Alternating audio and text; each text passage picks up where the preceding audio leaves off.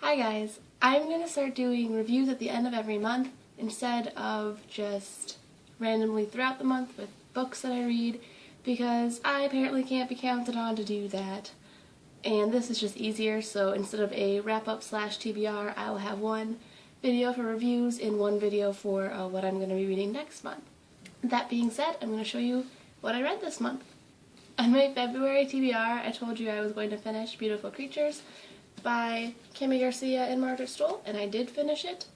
And this is a first-person narrative from Ethan's point of view, which, as I said before, is not my favorite. He lives in a very small town, and someone new comes to town, and being from a small town, I do know that when someone's new, it's all sparkly and exciting, but also very, like, don't let her see anything. Like, she's an outsider. So, and that's pretty much what happens when Lena comes into town, but also there's a very supernatural element to it. Ethan and Lena can read each other's thoughts, talk to each other in their head. Lena is a witch of type person, a caster, and things happen to her, and then they also happen to Ethan. And it was very long and very drawn out, and Ethan was a terrible narrator. That's like the worst thing I have to say about this book. I gave it a 2.5 out of 5 stars because Ethan couldn't figure things out. I was figuring them out a whole lot faster than he was. I don't know, maybe that's because I'm older and outsider perspective, but I just wanted him to be like, let's go, let's get this. Like, this isn't hard. So I guess I wouldn't really recommend this book. I'm not going to finish the series. I really don't care. Is that bad? It didn't really end on a cliffhanger too much, so I'm really not all too sad that it was over, or that I'm not going to continue on with the series. I'm probably going to end up selling this book because I really didn't care for it. I had to force myself to finish it. It does have a really cool supernatural element. That is the good part of it. Like, the casters and such was very interesting and different from what I've read before, but altogether, like I said, 2.5 stars. After I read Beautiful Creatures, I reread Divergent, just like I said I was going to do. Look at me following what I say, keeping my word. But I don't have it with me. I'm letting my niece borrow it. I really hope she gets into it because it's so good. I am not going to give a review of Divergent because I do have a full review already. I will link it below, and I do have to say I liked it more the second time. It still had some of the same problems, but I did get a little more into it. Enough so that I went and bought Insurgent as soon as I was done with Divergent, and this one was just as good as the first one. I'm not going to say it was any better or worse. I don't want to give a whole review of it because I don't want spoilers, but you know, things with Tris and Tobias happen and the whole war, and I do have to say I was really excited in this one when we finally got to see what's happening, like why everyone's in Chicago. That was something, spoiler alert. I'm just going to put that out there. I don't know if I'm going to say a spoiler, but I mean, just fast forward until you don't see this book anymore, and you won't be spoiled. But something that I was thinking about during the whole time of reading Divergent is, why is everybody in Chicago? Where's the rest of the world? Where's the rest of the United States? What is going on with this? Like, it's just so confusing. So I was really excited to finally get insight into why the whole world was Chicago for a while. But I did give this a 4 out of 5 stars. I was entertained fully, and I enjoyed it. I didn't have enough money to buy Allegiant after that, so I did read Harry Potter and the Half-Blood Prince. As you guys know, the year-a-thon started in February, and the first week you're supposed to read Harry Potter. I didn't know that, but I did include Harry Potter into my month. I read The Half-Blood Prince, which is not my favorite book out of all of them. Not even close, because of Dumbledore. And I do like this one, but not as much as the 5th one or the 7th one. I cried. I do like the book better than the movie, because you get to go into the pensieve more than in the movie, and it's a Harry Potter book, so it's going to get 5 out of 5 stars. That's just a given. I read this month. I got paid, and I bought Allegiant, and I read Allegiant, and I'm pissed off about Allegiant. If you have read this book, you know why I'm pissed off. First of all, I did not like that it switched between Triss and Tobias's point of view. That pissed me off. I don't like when books do that. If you're going to create a character and make it from the first person perspective, then you need to keep it that way. And then I finally got over it. I was like, fine, I kind of like Tobias. I kind of like being in his head. And then I found out why we were in Tobias's head and what happened 40 pages before the end of the book. If you've read this book, you know why I'm pissed off. If you have not read this book, don't start. Don't do it. I would have recommended the series to anybody before, but I can't. I can't. What kind of author does that? Who does that? That's all I'm going to say, because I'm not going to include that kind of a spoiler in a video. Who the fuck does that? Because of the ending, and because of switching between point of views, I gave this a 3.5 stars. I really wanted to give it a 5. I wanted this to be a great ending to the series, and it wasn't. And I think I might do a whole series review with spoilers, because I really need to talk about my feelings, so that's probably something I'll be filming in the near future. Just to make my life a little bit more chaotic, book-wise, I started Shatter Me and finished Shatter Me by Shatter Me.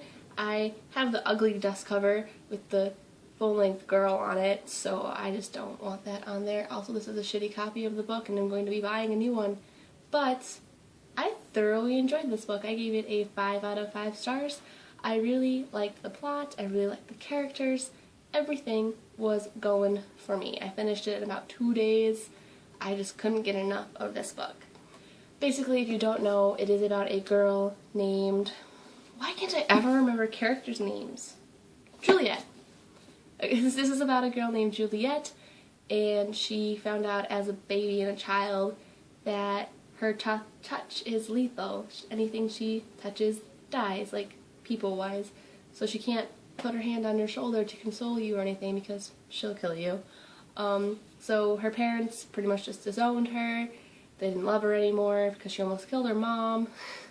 And she was shuttled around foster homes and to different schools, and then the most horrible thing happened is she actually did kill somebody, and then she was thrown into prisons and then into a mental institute, which is not a very nice place to be, and that is where we find her once the book starts. She's gone, I think it's a little over 200 days without speaking to a single person, and then she gets a roommate named Adam. And that's where the book starts. And Adam, she actually gets out of the mental institute with Adam. He's not exactly who he says he is, but he turns out to be still a good guy so far. There's 2 more books in the series. I'm waiting for that to drop. And they fall in love, obviously, and there's another guy named Warner who's in love with her, but he's really kind of power obsessed, and I obviously haven't read the other 2 books, so please don't tell me what happens. Do not spoil me. I plan on buying and reading the other 2 books. I really, really enjoyed this book. The characters were deep, and the plot was riveting, and then the writing was just gorgeous. Shatter Me just has a way with words that I have not seen in a very long time. She uses alliteration so beautifully, and her metaphors and similes, though abundant, I have to say, there's a lot of them, they are just absolutely breathtaking. The way that she has Juliet describe the world, I wish I could write like this. I really, really would like to meet Shatter Me just to compliment her on her beautiful concepts. But yeah, the plot drew me in right from the beginning. Juliet is a fantastic narrator. Like I said, she knows how to describe the world around her, and she's not stupid. She understands things. She figures out what's going to happen before it happens, and that's something I like to see in a narrator. I would really thoroughly recommend this book to anyone who hasn't read it yet. As you know, these 2 books I was reading for my A to Z challenge. This is the S, this is the C. So I'm knocking those out of the park, but I did finish City of Ashes by Cassandra Clare, and I'm giving it a 3 stars. A 3 stars. That's how you speak English, Elizabeth. I'm giving it 3 stars out of 5. I had to force myself to finish this, and yes, I did skim the fight at the end on the boat with Valentine. I say Valen. I don't even know what I freaking say. I skimmed through it because I was bored out of my mind. A fight scene. I'm pretty sure those aren't supposed to be boring. I really don't enjoy this series at all, but I still have the 3rd book, and I bought it, so I'm going to read it. Hopefully the 3rd book will get me. Maybe that'll be the book that makes me want to buy another one. I really didn't like this book at all. I told you guys I was starting on a page like 160 something, and I just went back to the nearest chapter to start with, and I really didn't remember the first 100 or so pages. It didn't matter. I didn't need to remember them. I don't like how they switch between perspectives I don't really like 3rd person point of view that much. I kind of like staying in one person's head or having like some sort of omniscient narrator who doesn't get in anybody's head. But the way it switched between Clary and Jace and Alec and Simon and whomever, I was just kind of like, please pick one. I don't care. There were some moments that made me laugh and some moments that threw me off, threw me for a loop. Those are good. I do enjoy Cassandra Clare's humor. I think it's pretty funny. But otherwise, I really was not impressed with this book.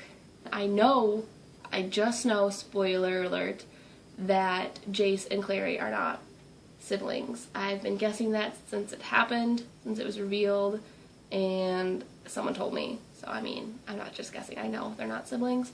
So I kind of only want to read till they know that, because goddamn, their sexual tension is just killing me.